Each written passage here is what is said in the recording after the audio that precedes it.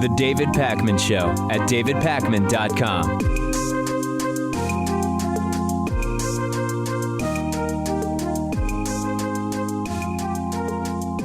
Big news yesterday about the investigation by the FBI into Hillary Clinton's email server. And of course, the background, tons of allegations, the investigation, it's being looked at criminally. Donald Trump convinced seemingly that Hillary Clinton was going to be under indictment. Who knows when? It seems like a moving goalpost.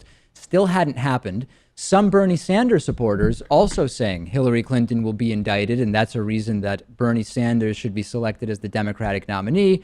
And in what might be, but probably won't be, FBI Director James Comey's most noticeable or publicized moment, because he is going to be testifying later this week about the same issue, FBI Director James Comey giving a statement yesterday, about 15 minutes, speaking to the press, announcing that the agency would not be recommending charges against Hillary Clinton in that criminal investigation looking into the alleged misconduct over her use of the private email server while she served as Secretary of State. So the investigation's conclusion came after the FBI interviewed Hillary Clinton over the weekend, reportedly more than 3 hours on Saturday. There was a separate probe by the State Department Inspector General, which concluded back in May that Hillary Clinton's email practices did violate long-established rules under the Federal Records Act. But that's sort of a separate question as to whether any criminal liability may have or did occur. So not illegal, but careless, sort of the idea from James Comey. Let's take a look at the first clip from his statement yesterday. Although we did not find clear evidence that Secretary Clinton or her colleagues intended to violate laws governing the handling of classified information, there is evidence that they were extremely careless in their handling of very sensitive, highly classified information. For example, 7 email chains concern matters that were classified at the top secret special access program at the time they were sent and received. Those chains involve Secretary Clinton both sending emails about those matters and receiving emails about those same matters. And then what everyone was seemingly waiting for, some kind of statement about, is Hillary Clinton going to be charged or indicted, which of course would not be the decision of the FBI, something the FBI can issue a recommendation about, and that is indeed what James Comey did later in this speech. Finally, with respect to our recommendation to the Department of Justice, in our system, the prosecutors make the decisions about whether charges are appropriate based on evidence that the FBI helps collect. Although we don't normally make public our recommendations to the prosecutors, we frequently make recommendations and engage in productive conversations with prosecutors about what resolution may be appropriate given the evidence. In this case, given the importance of the matter, I think unusual transparency is in order. Although there is evidence of potential violations of the statutes regarding the handling of classified information, our judgment is that no reasonable prosecutor would bring such a case. Prosecutors necessarily weigh a number of factors before deciding whether to bring charges. There are obvious considerations like the strength of the evidence, especially regarding intent. Responsible decisions also consider the context of a person's actions and how similar situations have been handled in the past. So let's put aside for a second that some of this really struck me as sort of theatrics from James Comey and wanting some time in the limelight, announcing that he would be giving a speech about an unspecified topic, then spending 15 minutes talking about this. The underlying legal argument that's being made, and we actually have that to put up on the screen for you here, the underlying legal issue is looking at the federal statute that makes it a felony. Virtually every the federal statute that makes it a felony to mishandle classified information, either intentionally or in a grossly negligent way. And here that is, straight from the horse's mouth, FBI Director James Comey yesterday, and as well as a second statute making it a misdemeanor to knowingly remove classified information from appropriate systems or storage facilities. So no criminal charges recommended against Hillary Clinton here. But this doesn't really let Hillary Clinton off without valid criticisms of carelessness and technical incompetence at minimum, does it, Lewis? Yeah, and I mean, carelessness, the question is, yeah, there was carelessness, but was a law broken? Regardless, right? And a lot of this, you were looking into this, Rachel, struck you this issue of there was no intent, right?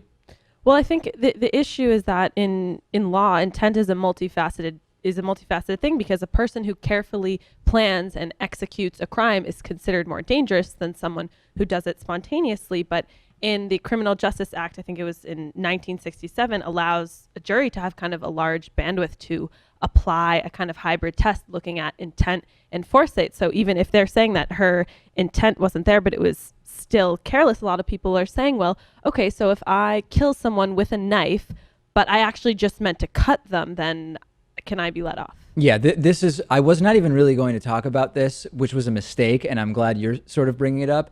Since when is lack of intent in criminality, in the justice system more broadly, used as an exculpatory sort of element? And a lot of people emailed me about this, Lewis, saying this issue that there was no intent determined by Hillary Clinton, whether or not you believe an indictment is valid or not, or the specifics of the case, there's sort of the bigger picture, which is, by definition, many times people are indicted and found guilty regardless of intent. There's no sort of blanket umbrella rule that lack of intent means there's nothing worth trying here or indicting. Yeah, I feel that when it comes to technology, the legal system tends to give people the benefit of the doubt more frequently than in other situations. Yeah. Right. And in this case, we're talking about someone using their email who maybe had no idea what they were doing. And James Comey addressed that a little bit, Rachel, by saying, well, the fact that emails were deleted, people do delete emails sort of in the general course of managing their email inbox, and it did not show an intent necessarily to hide. And of course, in the end, this is just a recommendation. And then the question, of course, is, are the recommendations different depending on your whether you're rich or poor? No doubt about it. We know that often these recommendations or the justice system work around racially tinged lines, etc. And we're going to talk about that a little bit later. Let's now, though, get into this issue of, in spite of the fact that the FBI has recommended no charges against Hillary Clinton for her use of a private email server, what does it tell us about the stories Hillary Clinton, and I don't use the term stories as a pejorative, just the narrative that she has sort of woven about that email server? You know that I am not bound by party loyalty, although I am liberal. I am not a Democrat. I am not tied in particular or inherently to the Democratic Party in particular. You know I voted for Bernie Sanders in the primary, but I will be voting for Hillary Clinton in the general election. This does not make Hillary Clinton look particularly good. We've already discussed, okay, the FBI is not recommending charges. Fine. That's good for Hillary Clinton's electoral chances, big picture. It destroys Donald Trump's prediction that any day he'll be running against Hillary Clinton under indictment. However, and I alluded to this before, the FBI findings don't let Hillary off without valid criticism. And in fact, they validate some pretty significant critiques of Hillary and make her look pretty bad. Remember that much of what the FBI did find in the investigation that ultimately led to a recommendation of no charges is that Hillary Clinton was not accurate or truthful, depending on what you believe she knew or deliberately said. For example, she said last August, I did not send classified material through this private email server. That has been determined to be factually and empirically untrue. According to FBI Director James Comey, at least 110 emails were sent through her server containing information that was classified at the time it was sent. And the reason that's important is one other story that has been told is some of these documents, some of the information was classified after the fact, but it wasn't classified at the time. 110 emails, Lewis, that directly tell us that claim was not true.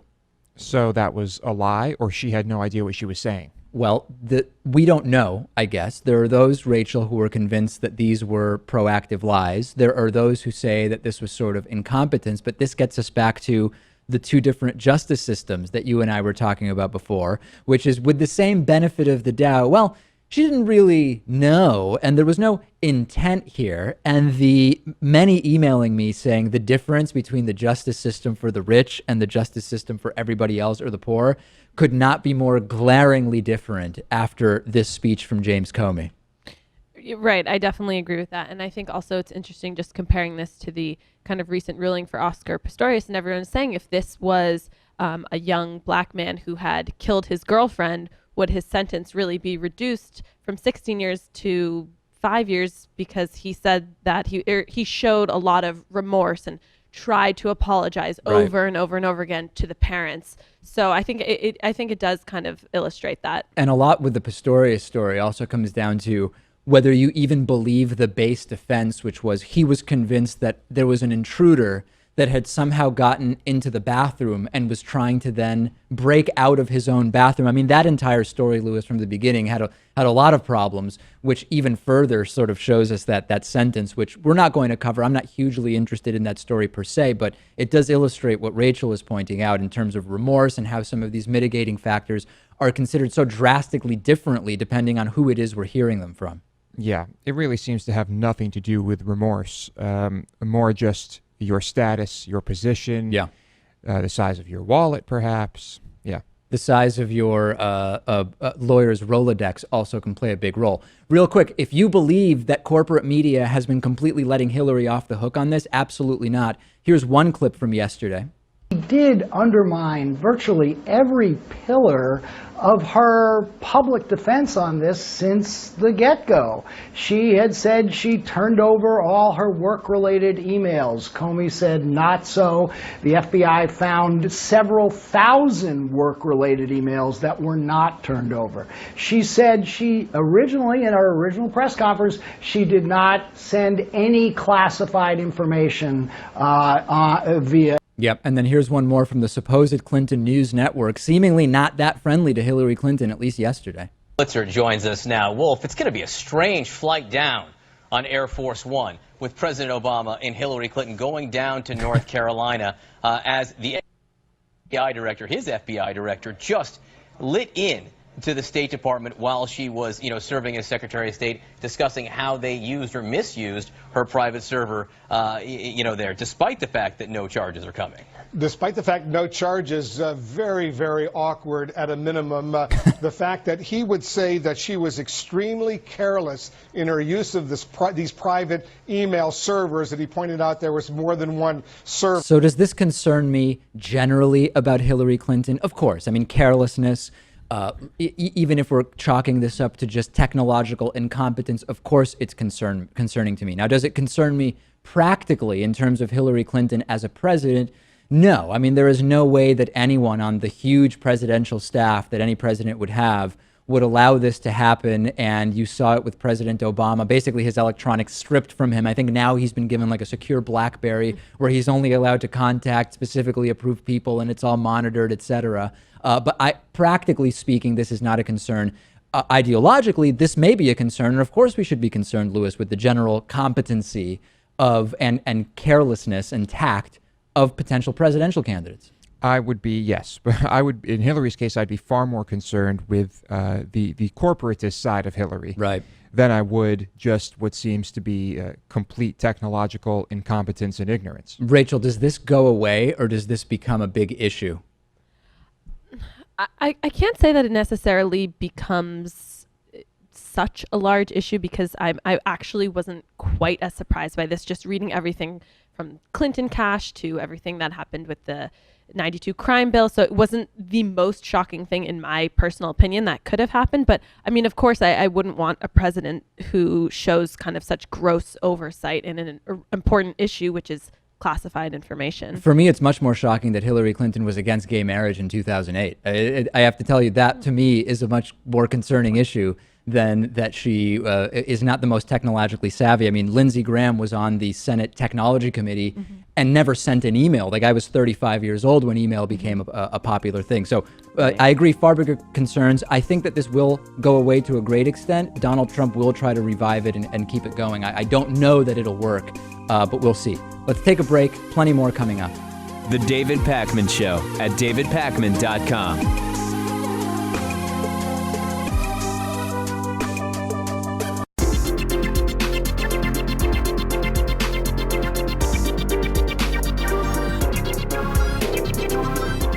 The David Pakman Show at davidpakman.com.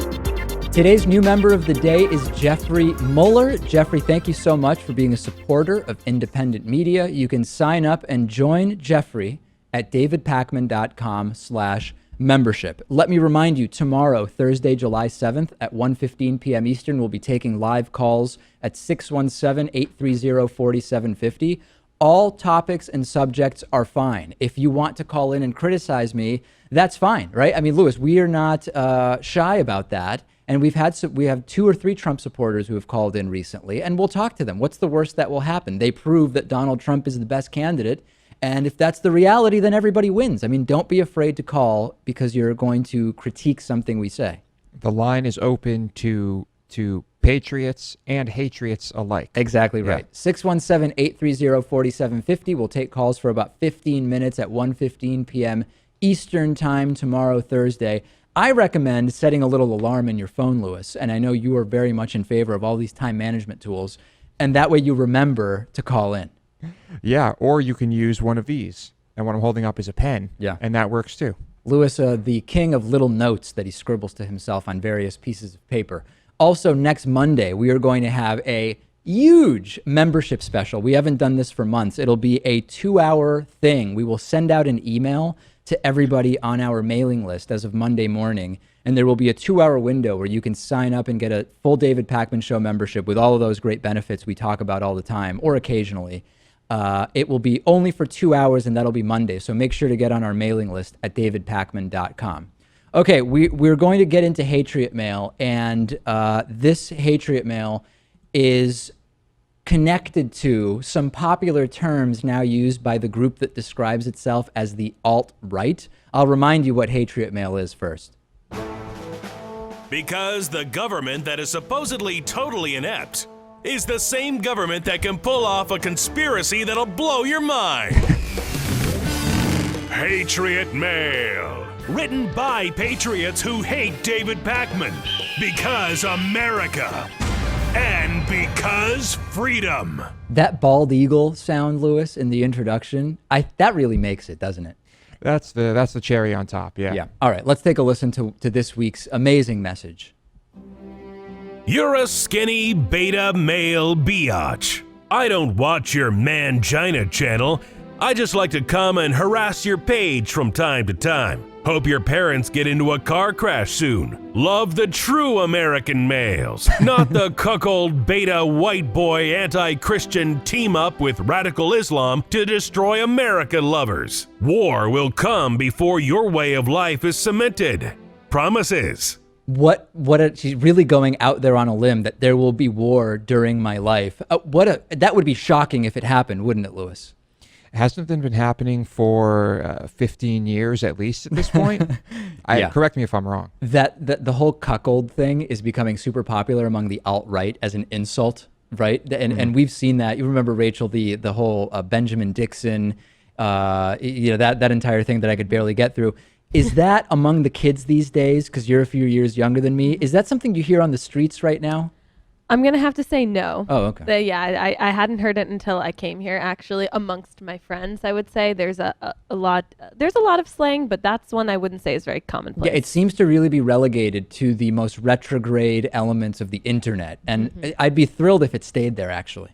Yeah, well, the internet is everywhere, though. Yeah. So it's everywhere.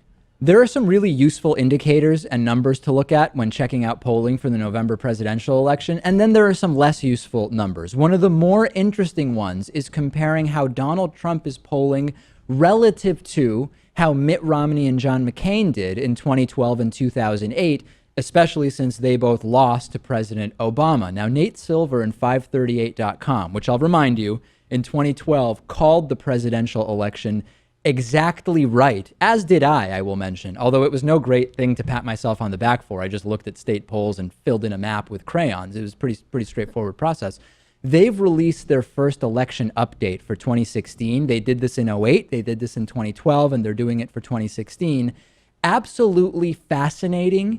It's not looking good for Trump. Let's start with red state polling. These are states that were Romney states in 2012. And if you look, for example, Utah, Romney carried Utah by almost 48 points in 2012.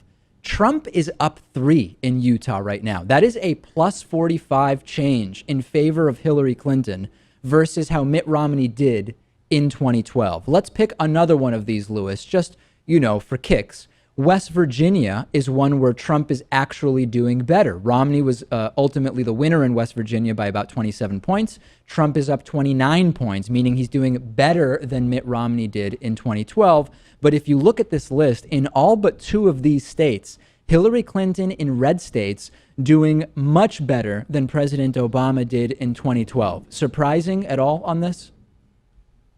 I mean, Yeah, either. Ooh, By all means. okay. Everybody just clearly wants to comment It on is, this. depending on the state. Yeah. The Utah numbers are surprising to me. I'm surprised by Utah. Yeah. Yeah, I would definitely say I'm surprised by that as well. But I think what's interesting is that Nate Silver, he was spot on in 2012, but he kind of missed the mark with Donald Trump because. Well, yeah, but I mean, okay. Yeah. I don't know if it's too early to get into this, but because in September he had said that he had roughly a 5% chance in beating the GOP, and now that figure is around 22%. And I think it's interesting because he had laid out this schedule for his collapse, and he used all these dramatic comparisons, and he said that primary voters were kind of unreliable and that there was so much media distortion going on. But this time it was less grounded in math and it was more kind of grounded in emotion and theory. Well, I fell victim to this as well. I think maybe 50 or 60 times said without a doubt Donald Trump is not going to be the Republican nominee. I was wrong. Yeah, Nate Silver was wrong. So maybe we just can't trust Nate Silver, or maybe we can't trust Nate Silver about primaries, but maybe he's got it figured out for the national elections. But that's easier. That's always easier, the national election. Yeah. Let's look at blue states. We also can look at, let's skip, this is purple. Yeah, so in purple states, it's basically a split, Hillary Clinton and Trump sort of sharing the pie in those blue states from 2012, with the exception of North Carolina, where Romney was +2. But let's go to the next one, Lewis, the blue states from 2012. And you will see that there are also a number of blue states where Donald Trump is doing much better than President Obama did. And that includes Oregon, Washington, Maine, Connecticut, New Jersey, California, and New York. So it is not all good news for Hillary Clinton. Nate Silver's bottom line is, as Rachel mentioned, 22% chance for Donald Trump of winning the November election. Does that even really mean anything to us in July? What is that 22%? What does that mean? It means, I don't know. Quite literally, something. it means I'm if you run going to- 100 simulations based on the polling, Donald Trump ends up winning in 22 of them and Hillary Clinton wins in 78 of them. That's really what that tells us. A little bit comforting is what that is. Depends who you're voting for, I guess. Yeah. So we'll continue to track it. Certainly not good numbers for Donald Trump among Republican voters. And of course, there's this, we can hypothesize, Rachel, about why this might be. And one of the possibilities is, as a more neoconservative Democratic candidate, Hillary Clinton may have more appeal on policy to some of the red states, although it wouldn't necessarily explain why Donald Trump is having more appeal than President Obama, relative to President Obama, in some blue states. It's sort of a confusing conundrum right now. Right. Yeah. There's definitely a lot of kind of not necessarily disconnect, but I guess variability amongst the numbers. And I guess I'm kind of wondering, I feel like in a way there's two opposite ends of the spectrum here when you have certain, I don't know. I honestly think I was mostly surprised that the red states were more, that was the stronghold for Hillary. Yeah, I don't know why that's more shocking to me than the blue state variability, which I'm sort of convinced will evaporate by the time the election happens. But when you see that Hillary Clinton... That Mormons are voting for Hillary? When you see that Hillary Clinton is overperforming Mitt Romney in a Mormon state by 40 points, that is the biggest question mark to me. Yeah, that's what a world we live in. Yeah, exactly. Left me at a loss for words. After the break, we will talk to Bernie voters about why Bernie or bust makes no practical sense. We'll see if I can convince you. The David Pakman Show at davidpakman.com.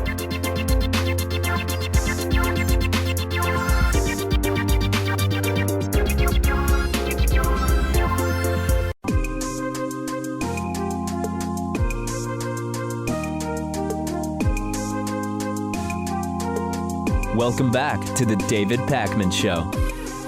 The 2016 Democratic primary is basically over. Hillary Clinton is the presumptive Democratic presidential nominee. She's the first major party female presidential candidate in history. Vermont Senator Bernie Sanders, he's been the most progressive Democratic candidate we've seen in recent time. He started his run for the White House with pretty low name recognition.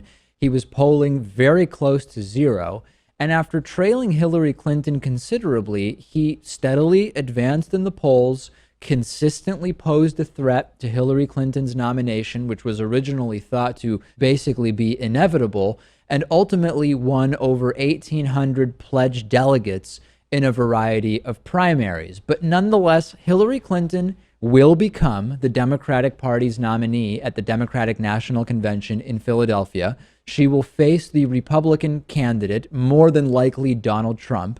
I voted for Bernie Sanders here in Massachusetts in the primary election. Many supporting him are now left to decide how will they vote in the general election, given that Bernie Sanders is not going to be the Democratic ticket's nominee. Throughout the primary, especially towards the end of Bernie's mathematical path to the nomination, we've seen a push from some of Bernie's supporters for progressives to vote for neither Hillary Clinton nor Donald Trump in November. About a quarter of Sanders supporters say that they won't back Hillary Clinton come Election Day.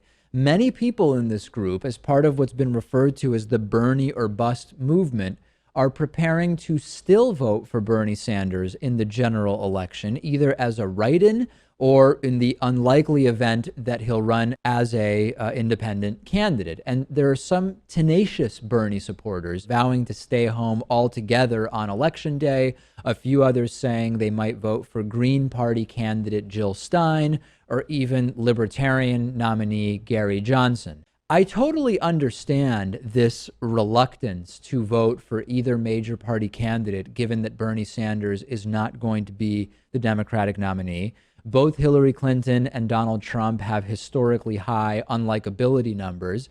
And as progressives, we really have no ideal option among the major party candidates. Donald Trump has been a national embarrassment, combining a total lack of experience or even pertinent knowledge with extreme and frightening positions on any number of important issues, mixed in with a totally buffoonish personality that has no precedent in American presidential politics. And meanwhile, Hillary Clinton is seen by many as not only too conservative to appeal to progressives, but also as a panderer and political opportunist acting according to the latest poll or focus group. What's something that you always carry with you? Hot sauce. Really? Yeah. As imperfect as Hillary Clinton is, and I've been a critic, and as much as I would have rather seen Bernie Sanders as the Democratic nominee, as progressives, there's no question that our top priority now, our number one concern until November, should be preventing Donald Trump from becoming the most powerful person in the world. A Trump presidency would be a disaster for the people of the United States and for our relations with the rest of the world. Let's walk through it and recap some of Donald Trump's positions. Trump has vowed to undo almost all of the Dodd-Frank Wall Street Reform and Consumer Protection Act, massively deregulating Wall Street. You do business with the biggest of big banks. A lot of people on the left want to just break them up. What say you? But I disagree, but I also think we have to get rid of Dodd-Frank. Donald Trump wants a $12 trillion federal tax cut, wherein the biggest cuts go to the wealthiest Americans and the bottom 20% would save an average of $250. 37% of the cuts would go to the top 1%. This would significantly increase the budget deficit or require unprecedented spending cuts or require impossible growth to pay for itself, as Donald Trump sometimes suggests. Conservative tax group did the numbers, looked at even the economic benefits from growth and said it would cost $10 trillion. How are you going to pay for all that? Because we're going to expand the economy incredibly. Trump has gone back and forth between either supporting no increase to the federal minimum wage or favoring abolishing it altogether. But I think having a low minimum wage is not a bad thing for this country. Trump is 100% for right to work and has actually praised Scott Walker, one of the most damaging and destructive governors in the United States, for his anti-union actions in Wisconsin. Do you agree with how Governor Walker has handled the situation? I respect his toughness.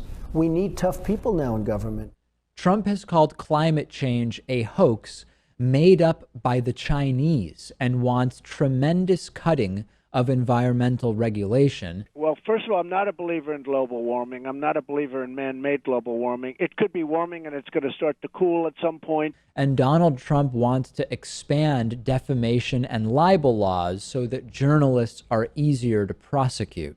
We're going to open up the libel laws so when they write falsely, we can sue the media and we can get the story corrected and get damages. Right? Believe me. Trump also wants to renew parts of the Patriot Act that have expired and further expand surveillance of Americans via internet and telephone. Trump says that the most mistreated people in this country are police, and he is also against marijuana legalization, saying, "I think it's bad and I feel strongly about it." Donald Trump is a strong proponent of the death penalty. He said that he would create executive orders that would, in certain situations, mandate the death penalty, even in states that have already abolished it, which has perplexed legal experts. And Trump has recommended ending restrictions on assault weapons, high-capacity magazines, and military-style weapons, as well as making concealed carry permits valid nationwide, including in schools. Trump wants to limit legal immigration, and of course he wants to deport all 11 to 12 million undocumented immigrants in the U.S. and build an approximately $10 billion wall along the entire U.S.-Mexico border, both of which would be fiscal and logistical nightmares. Trump wants to put all American Muslims into a national database, as well as halt all Muslim immigration, which also confuses legal experts. Donald J. Trump is calling for a total and complete shutdown of Muslims entering the United States. And Donald Trump wants to resume waterboarding and implement even more severe forms of torture. And I'd bring back a hell of a lot worse than waterboarding. He has also said that he wants to kill the families of terrorists. And Donald Trump wants to expand the U.S.'s nuclear arsenal. First of all, you don't want to say take everything off the table because you're a bad negotiator if you do that. Just nuclear. But would there be a time when it could be used? Possibly. Okay, the trouble is when you said that... And then there's the Supreme Court. The next president could nominate 3 or even 4 Supreme Court justices during their presidency. Trump has been floating far right-wing possibilities, such as Raymond Grender, Dianne Sykes, and William Pryor, who were notorious for their anti-abortion judgments, or even Stephen Colleton, who has nationally helped block women's access to birth control. Donald Trump must not become president of the United States. When the day comes in November and Sanders has to cast his vote, to whom does it go? In all likelihood, it'll go to Hillary Clinton. When you say in all likelihood I would vote for Hillary Clinton, well, who else would you vote for? Well, certainly, look, let me also be very clear, and thank you for asking that. I'm going to do everything I can to make sure that Donald Trump is defeated. If you're a Bernie supporter living in a state that could be in play in November, I don't see much rationale for voting for anyone but Hillary Clinton. This always entails states like Ohio and Florida, Wisconsin, Iowa, Colorado, Nevada, and New Hampshire. But this year, there are even more states than usual that could be deciding factors in the election. Virginia, Pennsylvania, North Carolina, Oregon, New Jersey, Michigan, all could be important battlegrounds this time around. If you live in a solidly blue or red state, I can completely empathize with your desire to vote for Bernie Sanders as a write-in or for another third-party candidate, right? Places like California, Hawaii, Massachusetts, Texas, Mississippi, or Alabama, I can't harshly criticize that. Refusing to vote for Hillary in that situation is not unjustifiable. Anyone in a safely blue or red state voting for Bernie Sanders or Jill Stein is not condemnable. However, from a different perspective, do you really think that voting Bernie in any situation would make any impression on Hillary Clinton or her potential administration? Or maybe you're in the camp that says if Trump is elected, he would only continue to further destroy the Republican Party and their image in the long run. While this is probably true, we again have to ask ourselves, at what cost? A Trump presidency should not be an acceptable endgame for the Bernie or bust movement. And don't forget, lack of popular vote support for Hillary Clinton will undoubtedly be used as leverage by Republicans to justify obstructing anything progressive that she might try to accomplish in Washington under the accusation that, hey, she has no mandate. Is that really something that we want to allow? Now, if those who supported Sanders in the primary truly want to cause positive change, risking or even ultimately allowing a Trump presidency would be a huge step in the wrong direction. This should be obvious. Hillary Clinton is not Bernie Sanders. Many of her appointments, her executive actions, her decisions will not be as progressive as those of Bernie Sanders would have been. But without a doubt, in virtually every way, she is better than Donald Trump. She is smarter. She is more experienced. She is more knowledgeable about relevant issues. And she is more progressive than Donald Trump. I completely understand how, as a strong Bernie Sanders supporter, voting now for the lesser of two seeming evils can feel sort of disingenuous. It can feel sort of like you're abandoning what Bernie Sanders supporters believe in, what they fought for after having a candidate seemingly so closely aligned with their progressive values. But Bernie Sanders' shot at the presidency was not the be-all and end-all for new progressive change in the United States. Hopefully it's just the beginning. Just look at Bernie Sanders' level of support now versus what it was when he first announced his candidacy. Sanders' campaign and the support that it has rallied has already done good. It's woken people up on many issues. It's demonstrated that there is strong support among Americans for progressive causes. Thanks to the Bernie Sanders campaign, there is now new consciousness about meta problems that plague our country, such as wealth inequality, Wall Street recklessness, and the campaign finance system. The revolution that Sanders talks about doesn't have to stop here. Election days come and go, but political and social revolutions that attempt to transform our society never end. They continue every day, every week, and every month in the fight to create a nation and world of social and economic justice. If Bernie Sanders had never even been a part of this election, would you be giving up on your causes? Would you now be making a conscious choice that would help Donald Trump become the next president of the United States? Probably not. The most dangerous thing for the progressive movement, for the country, and for that matter, for the world, would be a Trump presidency. If you live somewhere where your vote will not affect the outcome of the general election, I can absolutely see the appeal of voting for Bernie Sanders or a third party.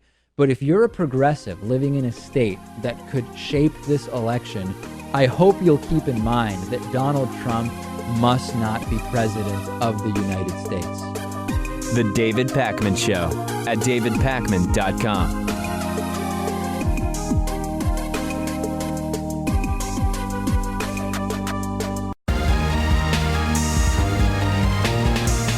The David Pakman Show at davidpakman.com. Donald Trump's record of praising brutal dictators is getting longer and longer. Yesterday at a rally in North Carolina, Trump threw praise at executed Iraqi dictator Saddam Hussein for his great ability to murder terrorists, not mentioning that he also murdered hundreds of thousands of his own people. Here's Trump yesterday in North Carolina. Saddam Hussein was a bad guy, right? He was a bad guy. Yeah. Really bad guy. Bad. But you know what he did well? He killed terrorists. He did that so good. They didn't read him the rights. They didn't talk. They were a terrorist. It was over. Today, Iraq is Harvard for terrorism. You want to be a terrorist, you go to Iraq. It's like Harvard. Yep. Okay? It's just like Harvard to be in Iraq right now for terrorism. So yeah, Trump says Saddam was a bad guy, and he's not wrong about Saddam Hussein. Yes, he did kill terrorists. But why does Trump keep going to brutal dictators to make points and throw praise? Here he is heaping praise at North Korean dictator Kim Jong-un just some time ago. Earlier this year, we played this for you. Here's a little reminder.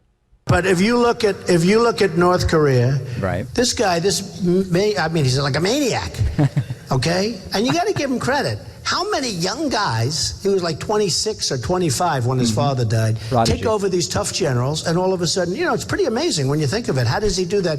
Even though it is a culture and it's a cultural thing, he goes in, he takes over, and he's the boss. It's incredible. He wiped out the uncle, he wiped out this one, that one. I mean, this guy... Hey, Hitler was bad, but the trains ran on time, and the record keeping, it was an accountant's dream. Terrible guy, really, really bad guy. Mussolini, he did reclaim land for Italy. I mean, that was a good thing he did. Horrible, horrible guy. What's the theme here? The theme is authoritarianism, and we've talked about this before. Trump likes authoritarianism. We've discussed it before. Trump appeals to authoritarians, and that's why he's having some crossover appeal to authoritarian leftists as well.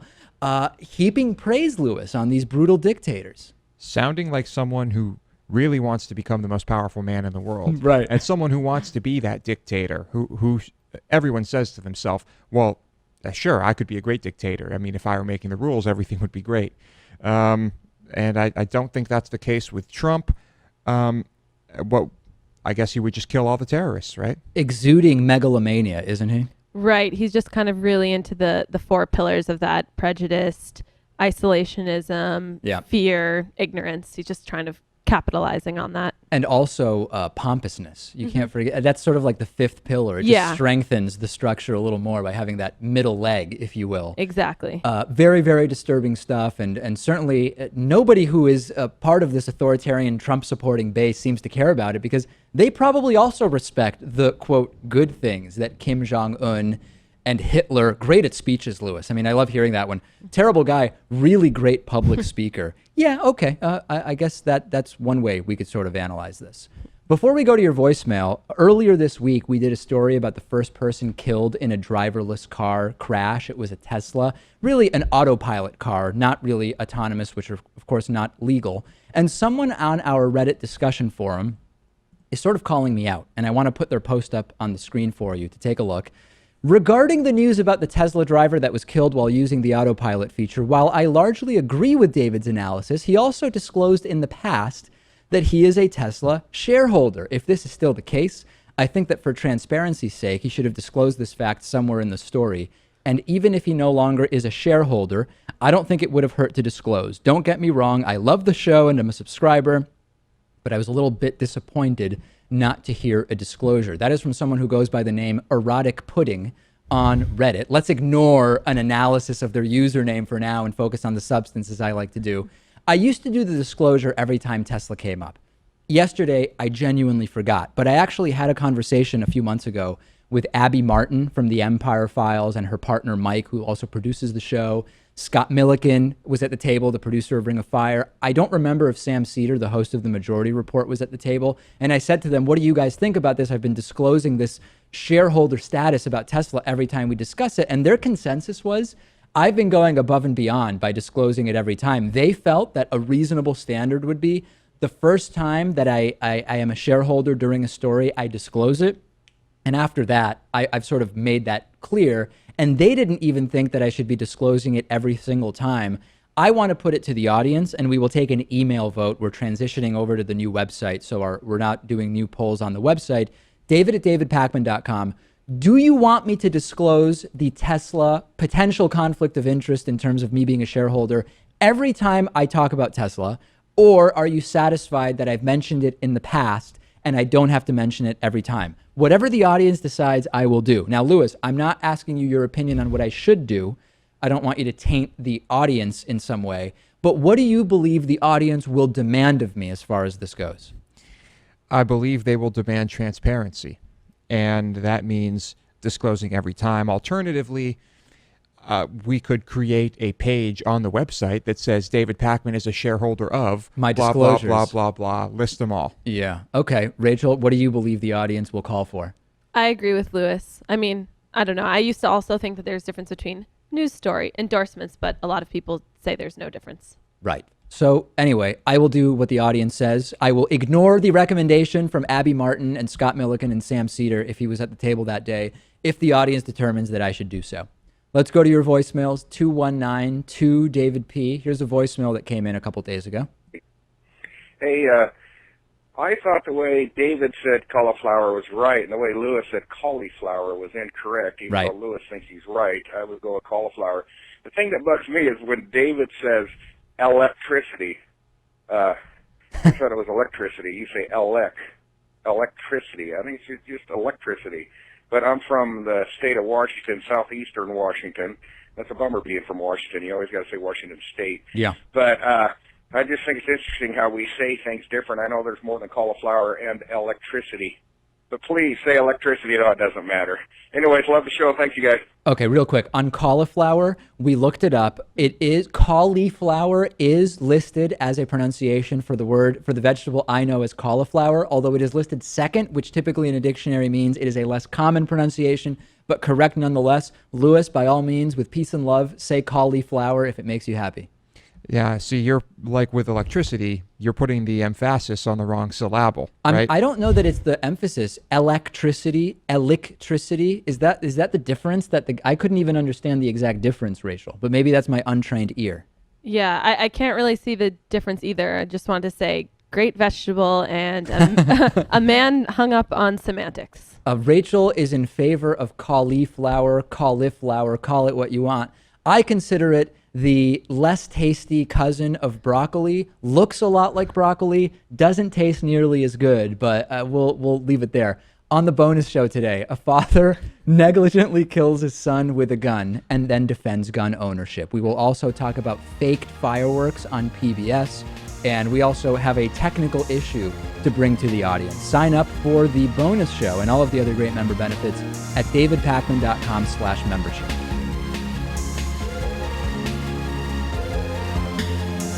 The David Pakman Show at davidpakman.com.